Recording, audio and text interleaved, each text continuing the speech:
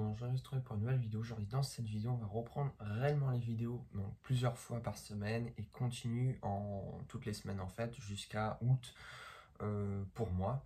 Parce que j'ai eu un petit moment d'absence, que c'est vrai que j'ai pas reposté plusieurs vidéos parce que j'avais plusieurs choses à faire. Cette vidéo, je voudrais remettre un peu les choses dans son contexte et un petit peu pour expliquer pour les nouveaux qui viennent d'arriver, pour ceux qui ne comprennent pas certains fonctionnements.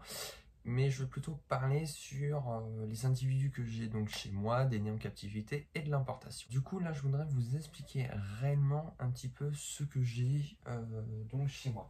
Alors, j'ai la plupart qui sont des nés en captivité et j'ai aussi une partie aussi qui est donc d'importation. Donc, ils ne sont pas nés en captivité malheureusement. Et voilà, alors du coup, je sais que j'ai eu plusieurs critiques, que comme quoi que je contribuais à certaines choses dues si j'achetais de l'importation. Je comprends tout à fait votre point de vue et je le partage. Après aussi, ce qu'il faudrait peut-être aussi savoir, c'est que quand des fois vous en achetez certains, on vous dit qu'ils sont nés en captivité et vous vous retrouvez au bout de quelques semaines, que vous voyez, c'est pas du tout en né en captivité, c'est plutôt de l'importation. C'est comme par exemple des serpents à diadème, hein, des Spalaiseurophis. Il y a aussi des Boedon, donc que ce soit Lignatus, Filigenosus, qu'on vous dit que c'est du né en captivité et que pas du tout, donc des fois c'est de l'importation. Alors bon, il y a quand même pas mal d'espèces qui sont reproduites du né en captivité, heureusement, mais c'est vrai qu'on fait la différence entre de l'importation et du né en captivité. Après de l'importation, ceux que j'ai chez moi, ils se sont très bien acclimatés, ils se sont très bien habitués à manger donc du mort. Il y en a pour certains, ça a été très dur dès le départ. Ils sont pas du tout agressifs, bon, des fois de temps en temps, ils vont mordre, mais c'est plutôt une morsure de défense, mais généralement, ça se passe bien. Alors, où ça avait commencé, c'est par rapport à mon Philoptamus semi-variegatus.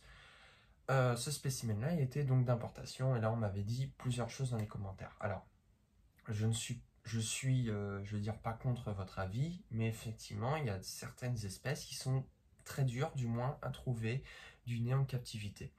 Alors, je l'ai toujours dit dans les débuts de mes vidéos quand je présentais certains spécimens ou certaines espèces que c'était de l'importation ou c'était du né en captivité. Je préférais effectivement vous le préciser parce que je préfère être clair avec vous si c'est de l'importation ou du né en captivité. Voilà, mais pour la part, il y en a qui m'ont dit bah, elle va mourir, elle va pas tenir long feu. Non, non, elle a fait déjà 3 mues chez moi, elle se nourrit parfaitement, j'ai eu aucun problème. Pas de parasites internes et externes. J'ai été donc chez le veto pour la déparasiter au cas où, mais il n'y a aucun problème. Elle évolue super bien, elle est super cool. C'est un chouette serpent. Je vous montrerai des images en même temps, mais pour vous parler qu'effectivement, j'ai de l'importation. Alors, il y en a beaucoup aussi qui ont de l'importation, du né en captivité, aussi des éleveurs. Je pense que vous serez tous d'accord avec moi, des fois c'est très difficile de trouver du né en captivité, ou alors des fois on vous ment, on vous dit c'est du né en captivité, et puis au final à la maison vous vous retrouvez avec de l'importation. Alors je ne suis pas en train de me justifier, parce que je ne veux pas me justifier non plus, c'est mes choix, et puis voilà, c'est tout. Mais par exemple, comme vous voyez de l'importation, comment vous faites pour le remarquer, il y a un sérieux refus d'alimentation au décongelé. Puis quand vous les manipulez, ils vont vous uriner dessus. Ça, c'est les défenses typiques de l'importation du milieu naturel. Ils ont des comportements, voilà, vous mettez par exemple 2 Boedon Fuliginosus, un d'importation et un en captivité, ils n'ont pas du tout les mêmes réactions. Voilà, tout ça pour vous dire. Sinon, le reste, ça se passe énormément bien. D'ailleurs, dans ces 2 racks, il n'y a plus personne, donc ça a été valsé. Là, il y a eu d'autres choses qui sont arrivées parce qu'il y a eu des gros changements. Tout le monde est décoré, c'est bon. Donc, là, j'ai des sacs entiers de décoration, donc j'ai acheté, c'est bon. Voilà. Après, effectivement, vous parlez sur l'importation, au point de vue de me justifier. Voilà, c'est effectivement oui, j'ai de l'importation. Donc, qui est d'importation? Les 5 et tous les autres sont du né en captivité, mais ils sont vraiment tous cool. Il n'y a aucun problème. Alors maintenant, je voudrais venir au deuxième point que des fois je reçois souvent ou des fois que j'ai pu entendre sur des anciennes vidéos que effectivement l'éclairage stressait les animaux. Et que déjà dans ta pièce, elle est allumée grâce à la lumière du jour. Alors ce qu'il faut savoir qu'à l'époque j'en avais beaucoup moins, donc ils étaient contre le mur là-bas, et donc la lumière, la luminosité arrivait face, et donc c'était éclairé naturellement. Je mettais pas de néon parce que j'en avais pas besoin. Le problème, si je peux vous montrer, voilà, ça fait ça. Le problème, c'est que je vous garantis, mais il fait noir total. Alors il y a un petit peu de luminosité qui passe, mais globalement on voit pas grand chose.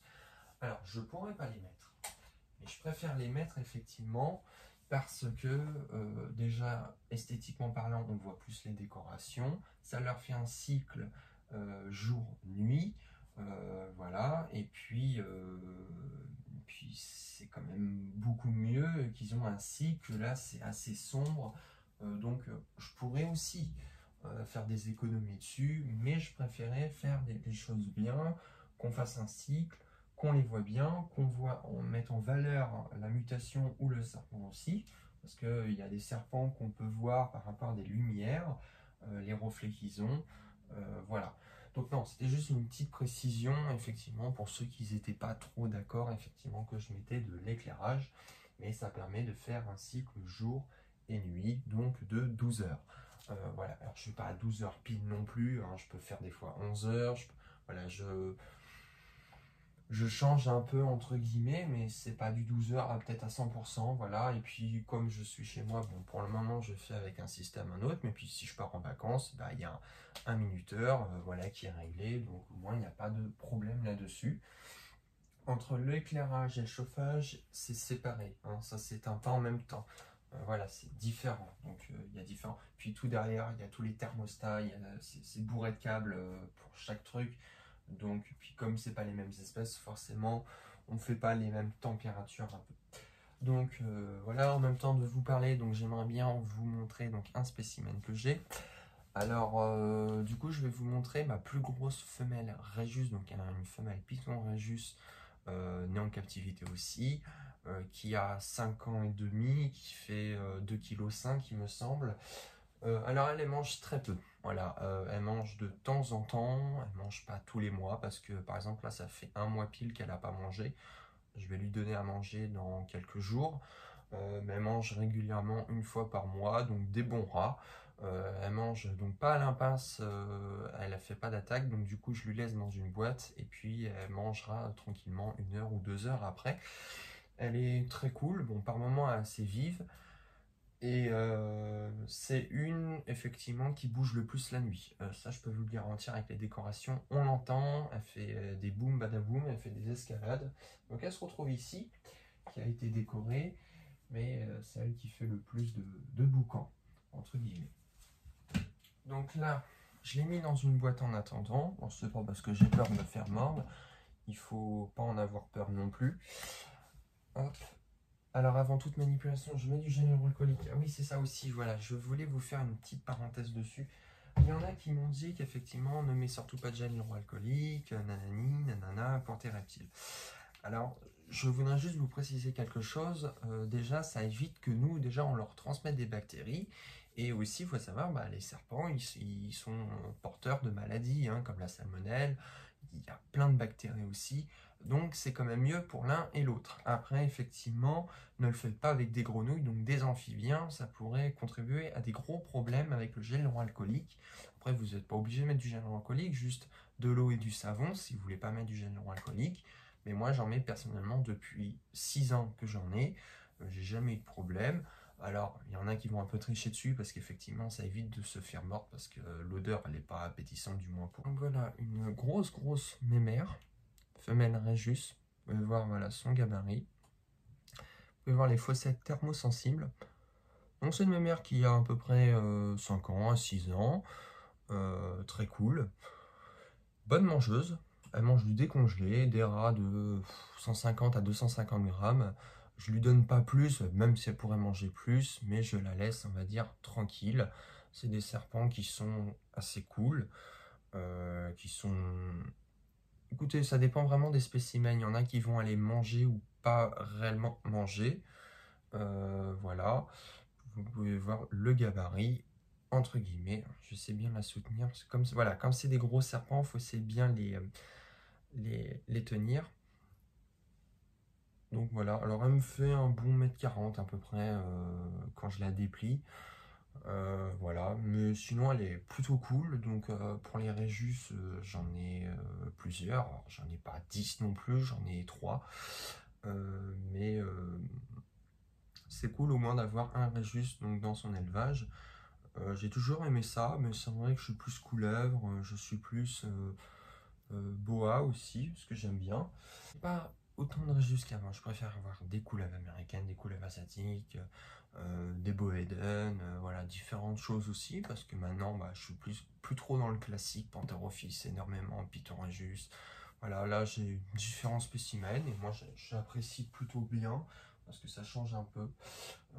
Voilà, mais je voulais vous faire cette vidéo en fait de plutôt des petites précisions euh, sur ce que j'ai chez moi, sur mes façons de faire. Effectivement, il y en a qui vont être d'accord et pas d'accord. Après, on n'est pas tous d'accord aussi. Moi, je suis pas d'accord aussi avec certaines choses, mais chacun sa façon de faire. Après, ça marche ou ça ne marche pas pour certains. Et bah, c'est comme ça. Moi, les choses que je fais, par exemple, ont super bien marché avec certains. Après, il y en a qui vont pas être d'accord avec les substrats, avec les maintenances, avec les façons de nourrissage, avec les façons de certaines choses. Voilà, tout dépend de vous, tout dépend de votre manipulation. Je pense que c'est bien aussi de prendre plusieurs choses de chacun. Ça peut peut-être vous aider, peut-être écouter plusieurs choses, plusieurs conseils, mais du moins pour moi, j'ai pas eu réellement de problème depuis que j'en ai eu, depuis que même j'ai recommencé. J'ai pas énormément de problèmes avec eux. Voilà, donc j'espère que la vidéo t'aura plu. Si la vidéo t'aura plu, tu peux toujours laisser un petit pouce bleu, c'est la seule façon de me soutenir. Et moi je te dis à la fois prochaine. Allez, salut!